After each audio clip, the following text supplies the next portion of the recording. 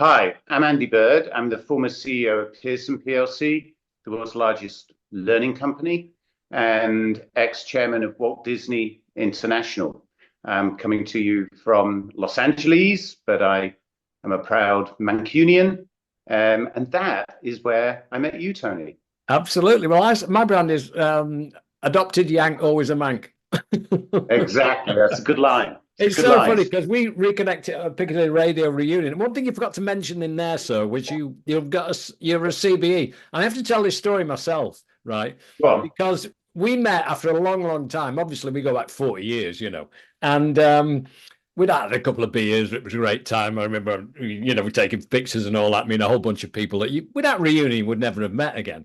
And then oh great Andy, blah blah blah. So I get an Uber to go home, and I thought, God, Andy did really well. He went to go on Virgin. So I kind of sit there, in the back of the cab, and I pull out this thing, and it says Andy Bird, CBE Chairman, Walt Disney International. Oh, the boy done good. I was very fortunate, and I was really honored. I mean, it was a big surprise, and I was the best bit was I was born in Warrington, lived in Yeah, Macclesfield, and I was able to take my mum, who's now 86, down to Buckingham Palace and brilliant. For receive your the award CBE. from the Queen. Yeah, so Her Majesty the Queen gave me the award, Well, that's and closest it was thing to knighthood. amazing for my mum. That's the closest thing to Uh, knighthood, isn't it? yeah, I've read apparently. about it. By the way, I got a PB, a Pluggers of the British Empire. Oh yeah, yeah. That's probably that. You can probably do more. You can blag your way into more places than I can with my CPE. That's for sure. Absolutely. So just go back, Andy, into like how you got in the business, for want of a better word. So as I say, I grew up, went to school in Macclesfield, in just in the suburbs outside of Manchester, and I had a job working in Sainsbury's, in the warehouse. And in the warehouse, we used to have the radio on, and of course, we had Piccadilly on because Yeah. Piccadilly was the radio station, not just in Manchester, pretty much nationally. It was by far the best radio station in the country at the time.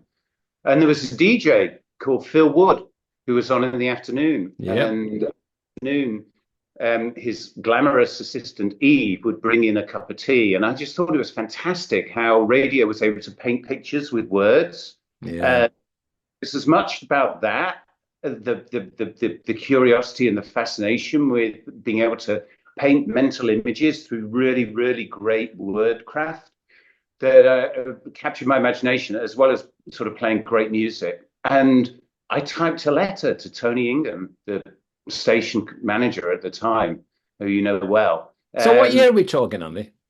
Oh, Must be 84. early 80s, Yeah. early 80s. Yeah, maybe a bit earlier, maybe 82, something Right. like that.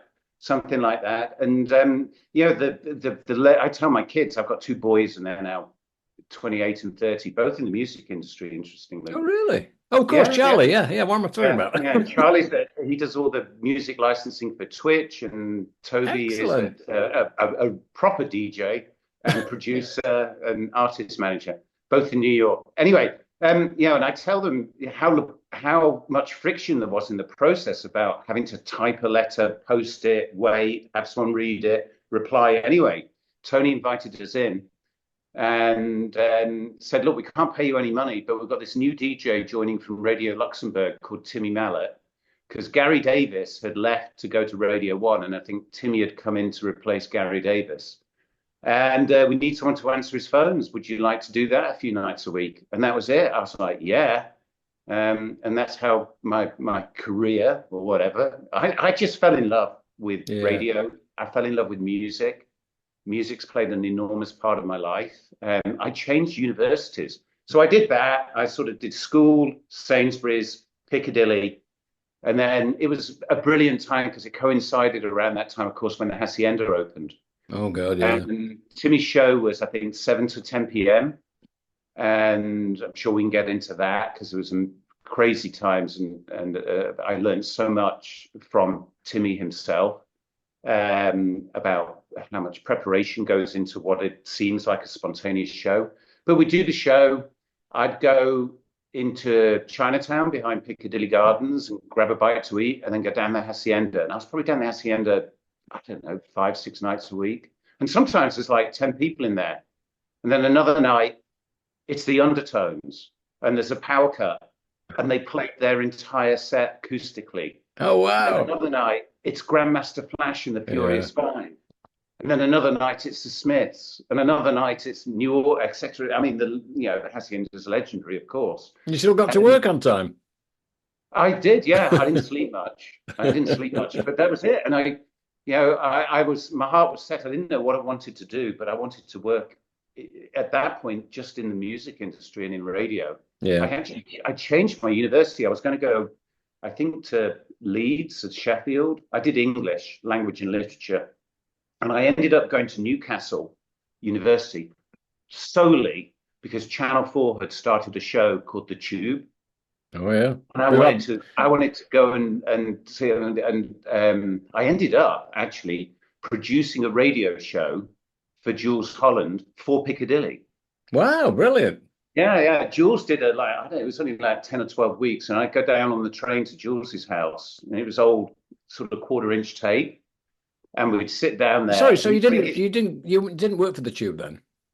I was there pretty much in the audience all the time. They had a spin-off. There's a guy called Chris Cowie who was a researcher. I'm going to get Chris on the program. We had Malcolm on there. Malcolm's been on the, yeah. And I did bits and bobs, but mainly it was just like Fridays going down there, seeing all these new bands. It was just an amazing format, and I was really fortunate. And then when I graduated, I was only ever going to get a 2-2. I went and worked at Pick. £6,000 a year I earned as a producer. I did that for 6 months, then moved down to London. Yeah, yeah, it's great because from what you're saying, Andy, it's I obviously I knew when you were at Pick and everything, but it's that curiosity, isn't it, that you wanted to learn about this and learn about that. The fact that's driven by just being basically a fan and thinking if you can get in. I mean, my story is kind of a little similar in as much as I saw a job advertising the Manchester Evening News, which should have been in Music Week. It was put in accidentally for selling records for £25 a week at the back of a van, folk and jazz. And I was buying Led Zeppelin records and Pink Floyd. I didn't know nothing about it. But I thought, I don't have a job in the music business. If I don't get it, I still won't have a job in the music business. Nothing ventured, nothing gained. There's no qualifications, are there? No, and that's what I say to people. And we'll probably get onto my later career. And I've been really fortunate to have, Don't use that word. Well, no, I have. I work hard. I work bloody hard, but you earn your own luck. Was fortunate, and I took some risks along the way. But when people say, "So, what's the one thing?" I go, curiosity. Yeah. It was curiosity in that warehouse in Sainsbury's and Macclesfield, and then acting on your curiosity. Writing a letter. And I always look for that when I interview people. Actually, when I interview people, I just, part of it doesn't matter what role they're going for. It'd be like, tell me a story. Yeah, tell me a story. And you learn so much about an individual's character, their curiosity, whatever it happens to be. And I think, there's technical skills you learn along the way, but curiosity is an amazing art that we have, asset that we have. And the fact that, I say to so many people, act on it. Act upon your curiosity. You've got nothing to lose. Love that advice, man.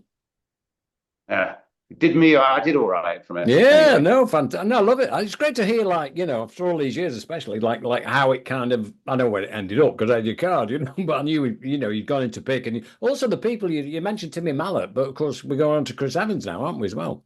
Yeah, so one of the things, Timmy, you've got to put this into context. Piccadilly was the biggest radio station in the country. So all the artists would come to Pick and go on to, Timmy could break artists, his show, pop artists.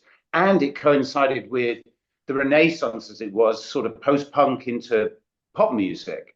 Duran Duran, Spandau Ballet, Wham, the Manchester bands coming around, the Liverpool bands, Black, It's Wonderful Life's one of my favorite songs. And they would come on and we'd do amazing things. We'd go to the Apollo Theatre and go backstage before all these artists were going to go and play live. And in the summer, Timmy had this great idea of trying to take the radio's experience to the listener. And so he came up with the idea of Fun Day Sundays, which Mm. was literally getting a double-decker bus and driving it to a local park in the region and doing the radio show live from there and bringing pop acts along. And so, you couldn't do it today. You had these, acts that were on top of the pops, big music acts, and they were turning up at Heaton Park, or wherever. And we did one in Warrington, and there was this kid followed us back to Piccadilly, and he said he worked in hospital radio and wanted to do an interview with Timmy, and it soon became apparent he didn't know how to work the tape recorder. But anyway, that was Chris, Yeah. who also comes from Warrington. And so actually, when I went to Newcastle, Chris took over answering the phones, and obviously his career is a testament to he's a much better in front of the mic or behind Curiosity. the mic. Yeah, curiosity again. And so that's where I met Chris, and I can remember, overnight it was you weren't allowed to play published music. You had non-needle time. Non-needle time, yeah. And there was a student called Howard Jones at Manchester University, and he'd come in and play the piano, Simply Red, Mick Hucknall. They'd come in and play tunes. Yeah. There's so much that was going on with this scene, and you put all these pieces of the jigsaw together. You've got a great platform like Piccadilly. You've got the Hacienda that's just inspiring so much eclectic music. Then you've got this creativity and the bosses, Tony, Colin Walters, Timmy himself, then Simon Cole, who became station manager, giving us the freedom. That's exactly what I was going to say. Exactly. Yeah, I ended up, after university, I was producing The Breakfast Show, Tim Grundy, amongst others. I was fortunate enough to produce Becky One, Mike Sweeney. There's another guy. On The Breakfast Show, we used to play, it's all vinyl. Yeah. And we'd play our 45s at 47. We used to play the records faster. I love it. Because it had more punch. Yeah. It just sounded more exciting, and the listener didn't know quite why, but it was because we kind of we turned the speed up on the Technics decks. And then, we used to get the chart show from London, from Capital, and technology then, you only had an ISDN line, if you can imagine. And the technology only allowed the music to come up the ISDN line in mono.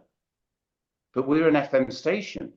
So I'd sit there on a Sunday. I used to do technical operations where you'd sit and run the desk and play the ads in and do all of that sort of stuff and play cart machines. And Kid Jensen was the DJ, and he'd say, at number 8, it's Wham or whatever, Duran Duran or whoever. And I'd go to the record rack and find the record, put it on, cue it up, crossfade it and mix it. And that's how I taught myself how to DJ vinyl. Brilliant. So that the listener for Pick heard the song in stereo, not in mono.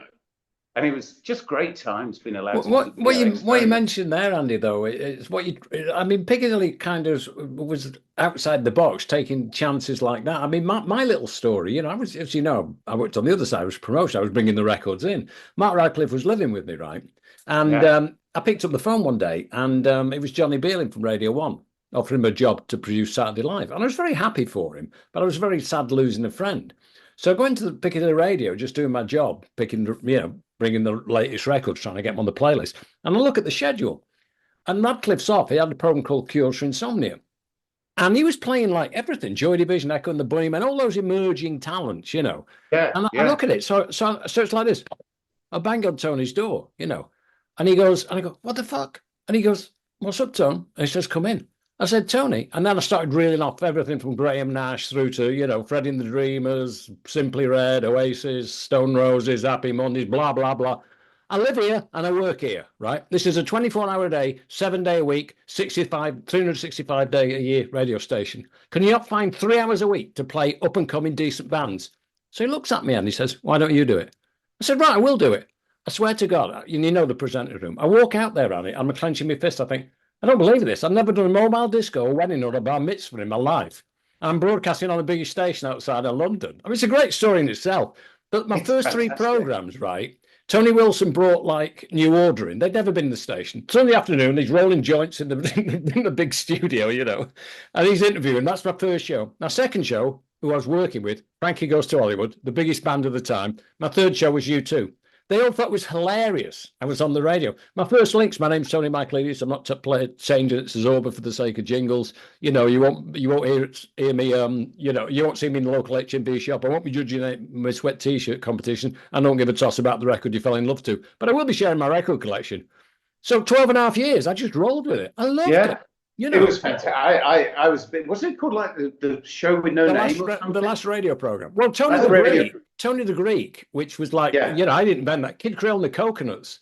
I was working with him, and Kid Creole, he couldn't pronounce my surname, and he had a nickname for anybody. He had a girl he was going out with in Poynton. She was Tracy Transport, right? Brilliant. And I became Tony the Greek through him. And it's so weird now. People remember me on Facebook. Oh, I love the last radio program, It's I was like, how punk radio came out of the pubs in London. Anybody could get on a stage and do it. But I really admire Tony Ingham in the same way that, he let you loose. And he can't, those guys are risking their jobs. Oh, they were fantastic. By the way, I can remember you took us to Liverpool to see Frankie play live. Oh, yeah. Really, I can remember that vividly. You say, you've got to come and see this band. They're going to be massive. And then they came on, they did the Tube. That's right, yeah. And they played the original version of Relax. And Trevor Horn phoned up Malcolm Gary and said, who was that band? Oh, is that how it happened?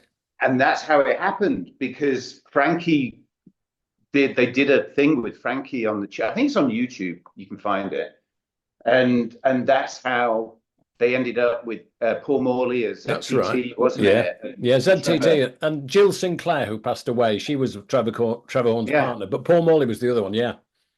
And the interesting thing is I don't know why the hell I know this, but I think Trevor Horn said, and I may be wrong, but I think I'm right, was that Relax was the only single that Frankie didn't actually play on. Oh, wow. I love it. All the others, because they were pretty decent. They weren't the world's greatest musicians, but they were all right. And I remember seeing they were much rawer in those early days. Oh God, yeah. Well, the thing is funny because I had Nasher on the program, and it was one of these things. I mean, obviously we've seen each other since, but it was a while since we'd seen each other since the Piccadilly reunion, And he comes on here and said, "Fucking hell, so how are you doing, mate?" And it's kind of like reconnect. And he reads eulogies at funeral parlors now, and he loves his job. He's been doing it for ages. And I was talking to him about Frankie, because they were a phenomenon in the 80s, in 84. And that was Ireland's most successful year. The Unforgettable Fire, U2, Frankie Goes to Hollywood, and Bob Marley, Legend. And he said to me, Tony, he said, I love my job. I love what I do. It was just something that I was a pop star for 3 years, And the way he talked about it so humbly, not like, I was rock and roll, man. I was getting laid, None of this. And, the authenticity of all these people and stuff is amazing. And you see, the thing is, I said this to you. I know you didn't want to do this just because you didn't get any stories. Well, you might be back for another one when you're down the line, But what I'm saying is, the premise of Moments That Rock is, if I love the stories, why wouldn't other people? So I'm sitting here hearing things about Andy Bird that I don't know, So, sorry, go on, sir. No. I was going to say, Frankie, I remember they would come into Timmy's show, and how nice Holly Johnson was, how down to earth and nice, and you see, they'd literally been on top of the Pops was the biggest show on BBC One. For those in the UK, for not in the UK context, and they're these superstars, and there's all these pop magazines and everything like that, and they would come to pick. They come all the way up from most of them from London. Frankie obviously from Liverpool, closer, and they were so nice. There's no airs and graces about them, and they were really, really genuine. And I can remember Holly amongst many others. That's George Michael. What a nice guy. Yeah, lovely guy. Really, really down to earth. And he's like I mean, just so enormous. Will you do this? Yeah, I'll do this. Yeah. Well, And I love that as well, interviewing people like, my obviously I've got a few years on you, but it's like, I had Leonard Cohen in, and it's like I'm sitting yeah, there with him. Actually, my greatest faux pas on Piccadilly Radio, I was full on in my PR company, but Leonard Cohen came in, the long walkway in he came in with his long grey overcoat and his hat and a guitar. No roadie, no tour manager, no manager. And we go in the studio, and obviously my mum was Greek, so we start talking about, he lived on the island of Hydra. That's where he met yes, Marianne and all that. So I brought him into the studio, and my first question, Andy, was, when all you hear about Leonard Cohen, Leonard, is like people slitting their wrists and stuff. I said, for me, certainly where I lived, Manchester and student land altogether, people had the songs of Leonard Cohen before they had a chair to sit on. It was part of yeah, growing up, and he was and I'll get a load of this right. So I'm interviewing him on a Tuesday afternoon at 2 o'clock, and it finishes. I turn them out. Thank you so much, Leonard, for coming in, blah, blah. Great, Tony, I really enjoyed it, blah, blah. Picks up his guitar. I said, "Would you like to play something for me, Tony? Would you like to play something?" I said, "Oh, I'm sorry, Len. I got to get back to the office." yeah, To get back to the office, I did let Leonard yeah. Cohen play songs. And sadly, he's passed. But one of those beautiful men. I can imagine every woman falling in love with him. Yeah. Charm like I've never seen. The amount of you make a really good point. The amount of live music, Yeah. artists come in and they just literally pick up a guitar or go into the back studio and play. Because Had the Stone Roses in. Stone Roses played live. Amazing. Yeah. And I don't know if you know, you probably do, but for the listeners and folks watching this, the Piccadilly Radio archive is going to be digitized and stored in the Manchester Library. I just saw that. Yeah, they decided And that I don't know when it's reunion. going to happen, but it's going because it's a cultural piece of Manchester's history. Does that involve like sessions and stuff? I believe so. Because I thought the BBC had the archives, but a lot of the commercial stations didn't keep the catalog. Because I lost a load of things. I'd love to hear my Leonard. A load of the engineers and others kept those quarter-inch tapes, and there's a lot of had to do the off-air recordings for the government licensing thing. I don't know. Actually, Tony and Brian Beach are the ones that have been spearheading it. Yeah, with the book and everything. I heard that they got the money, or they got a grant to digitize the archives. Well, I saw that because with the reunion, there's the thread where they send back and forth and stuff. So there is that thing. But the funny thing is, which Tony mentioned at the event just back in March, was they only recently just registered piccadillyradio.co.uk. They didn't have it. Yeah. Yeah. Which, by the way, if you're interested in what the hell we're talking about, you should go visit. And there's some really good archive footage up there. And, oh, really? Oh, I'll do that. Yeah. Pete Baker does a little intro. So if anyone is interested in like, what the hell are these two guys talking about? It was a game changer. Piccadilly Radio fitted perfectly into Manchester because obviously being part of the Manchester music scene. I mean, I had people writing articles on me in the evening news and stuff, kind of like championing what you were doing and supporting and stuff.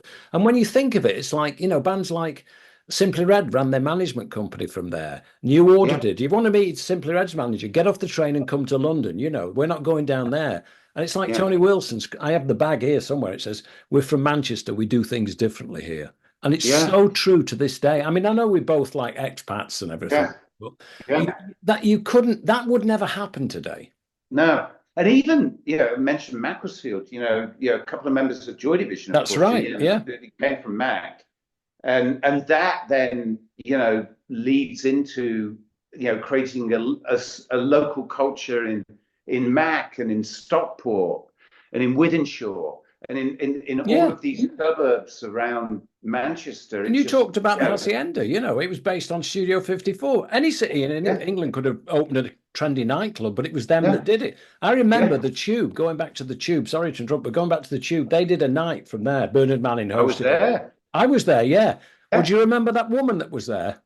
Madonna. Yeah, because I brought a load of people in, and Mike Pickering came to me and said, we want to bring this girl. I said, listen, it's about Manchester, we can't do this, And, he's hustling. I said, go, all right then, And it was Madonna doing Holiday, and she was like chewing gum, like on the floor. And we wouldn't let her on the stage because we had like the Factory All Stars on a certain ratio, and Yeah. they had this band and everything. Yeah, she sung and danced on the dance floor. That's right, because there was no room on the stage. We couldn't move the equipment. Yeah, And the yeah, other thing is that I worked with New Order for 10 years, and Rob Gretton, the tube wanted to come down the night before and bring the stuff in.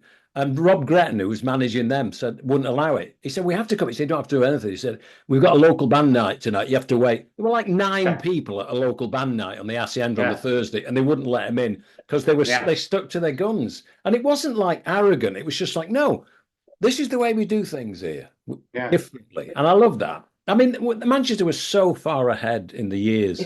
It's really hard to get over. I mean, 24-hour party people obviously captures a lot of the time, but and there's other documentaries on the Hacienda. The BBC did a documentary on the Hacienda. It's very hard to convey. I remember there's one of the DJs, wasn't mine. They brought Chicago House over. Yeah. No one in the UK had ever heard Chicago House. Yeah. And they had a night of it. And it's like, so you're literally getting such a musical education. It was, that's the word, education, yeah. And you just had to live there to get it. You weren't even looking for it. You weren't force-fed it, but, and even when the International opened, if you wanted to go there and see some bands, and then if you wanted to go and, dance your night away at the Hacienda, you had the options of different things. And then you still had the things going on at the university and stuff. Yeah. The Manchester University was so important as a venue. Yeah. You mentioned going down there to see U2, I think, playing. Yeah. But it was, there were special times, and I hold those kind of very fondly. It's funny because as we speak now, I have some people wanting to do a documentary on Moments That Rock, and I'm going to Manchester next week, and I'm walking round, and I'm going to go to the Free Trade Hall and talk about my first gig there in 1968, Jethro Tull. And then you go to places where then like the Magic Village, and then I'm going to go to Piccadilly. And we were able to put a caption of all the DJs on and said, and I'll tell them the story I just mentioned then. But it's you don't have to write a script. It's just you stand outside a place. I don't know if you know this, but I'll be standing outside the Free Trade Hall. And then 2 things. The Free Trade Hall, Bob Dylan was this Greenwich Village folk singer in America, right, New York. And he came over and he played the Free Trade Hall. And all of a sudden, the Bob Dylan fans are there. And he comes out with this bunch of blokes called the band. And that was where that guy shouted, Judas, at the Free Trade Hall. And then I go next door and I'll say, well, there's a very famous event here, the Sex Pistols at the Lesser Free Trade Hall. I tell the story. I said, I'm proud to say I was not one of the people that were at that gig. Tony Wilson used to say the amount of people that claimed to have been that you could have filled G-Mex. Yeah. But that was amazing. The Buzzcocks went to see them. And that was because I managed Peter Hook and worked for him, worked with New Order. That after that night, him and Barney went to Reno Records and bought a bass guitar and a guitar and formed Joy Division off the back of that gig. Wow. How did that happen? I mean, you could write a book on it. I mean, the history of, like, you use the word culture and stuff. Sorry, I'm talking too much here. Keep going. No. And the other bit, I mean, for people to experience it, it's just listen to the music. Yeah. And whatever, how many 40 odd years later, 40 plus years later, and it still stands up. Oh, yeah. Ever Fallen in Love. It's one of the most brilliant songs. Yeah. It was phenomenal. I remember a Greenpeace gig at G-Mex, what it was then, the old Central Station or something. And U2 were on, and it was kind of, a charity type thing. And I was stood on the mixing desk with Chrissie Hynde, Peter Gabriel, and Lou Reed. Yeah. They were at the gig. Manchester. Yeah, in Manchester. And it's funny because you just triggered off those things. So like I've kind of, I'm not usually on my own podcast this much. So. Oh, it's good. But we've got like 10 minutes left, Andy. So, it would be great at a later date at your convenience. I know you're going out on your own world tour. So, as and when we can come back. But there are, going back to your Virgin years and stuff, just so before we kind of run out of time, so to speak. Are there kind of some things there that you want to share at the moment? Well, I left Pitt to move to London to earn £11,000 a year, and then I realised that how expensive London was. To work for Virgin Broadcasting, I spent 4 years there, and it was the it was the start of we created a sort of a forerunner to MTV. It's Yeah. called Music Box. It was a Yeah. pan-European satellite music channel, and I worked there. And So it you was know when Les music, Harvey, Les Garland? yeah, Yeah. yeah, I'm speaking yeah. to Les later. Oh, brilliant. Yeah. The it was when record companies and bands were spending big money on music videos. Yeah. And I did that, and then I used to just hang out at the Limelight Club in London, upstairs, and there'd be Boy George and George Michael, Lemmy from Lemmy, Motorhead, yeah. most nights. And so the club scene in London then was fascinating. And you had, it was probably the height of pop, and then accelerated with MTV coming along. And it kind of led me into understand. I became more of a sort of, I moved into the world of TV, Yeah. more producing and directing. And I ended up actually doing some filming with Timmy, who moved to TVAM for Wackaday. And when I was at TVAM, ended up at Rock in Rio 2 in Rio de Janeiro, Right. which was 8 gigs over 14 nights at the old Maracanã Stadium, 250,000 people. Was that a Virgin event then? No. Rock in Rio I think it was underwritten by Pepsi or something like Oh, that. right. But every night they would have different theme nights. And so one night would be In Excess, followed by Billy Idol, followed by Prince. Oh, God. And then another night, it was the time of Appetite for Destruction, and Guns N' Roses were there. And I remember being inside the Maracanã when it was empty, because Slash comes from Stoke-on-Trent, local lad. Yeah, Slash. I didn't know that. He was born in Stoke-on-Trent, lived in LA. But he went to LA, I think, when he was 7 or something like that. And I'm playing football with him in the Maracanã. And then he goes up and sound checks, and he starts playing the opening bars of like Sweet Child of Mine. And it bounded around this cavernous stadium. And it goes quiet. And then there's a pause. And this almighty roar from the crowd who've gathered outside. I got in an elevator. I was at the Copacabana Palace Hotel. Got in the elevator, and there's Prince. Oh my God! I was like, what do I think? Yeah, what do you say to you? I stood. Yeah. One of the greatest nights twice. He played 2 nights. No set list. Nothing. And he was just. I stood at the side of the stage in front of all these guitar people, player as and well. he's just. But those musicians. Yeah. He'd just bark out next song, whatever, and they were as tight as hell. Yeah. Yeah, I look, even as I'm talking now, and I look back at Andrew Wham played one of the nights. There was D-Light, New Kids on the Block, and Wham.